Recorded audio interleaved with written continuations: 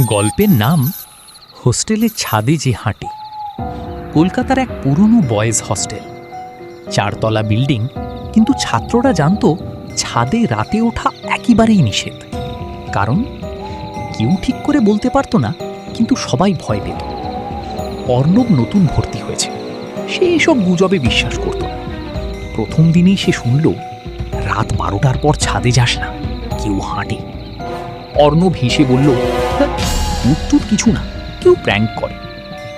সেই রাত 12টা পেরোতেই অর্ণবের ঘুম ভাঙে।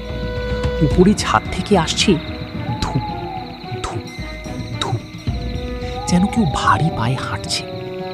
প্রথমে সে পাত্তা দিল না, কিন্তু শব্দটা থামল না, বরং তার দরজার ঠিক উপরে এসে থামল।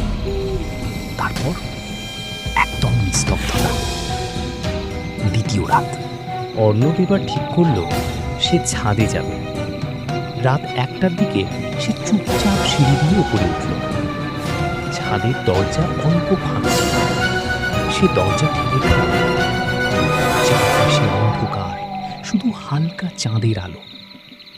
হঠাৎ সে দেখতে পেল ছাদের এক কোণে কেউ দাঁড়িয়ে আছে, লম্বা, কুঁজো হয়ে, মাথা নিচু। অর্ণব বলল, কে ওখানে? কোনো উত্তর নেই। সে একটু এগোতেই ওই জিনিসটা ধীরে ধীরে মাথা তুলল। মুখ দেখা যাচ্ছিল না, কিন্তু চোখ দুটো অস্বাভাবিক লম্বা আর ফাঁকা। অর্ণব ভয় পেয়ে পেছনে ফিরতে যাবে,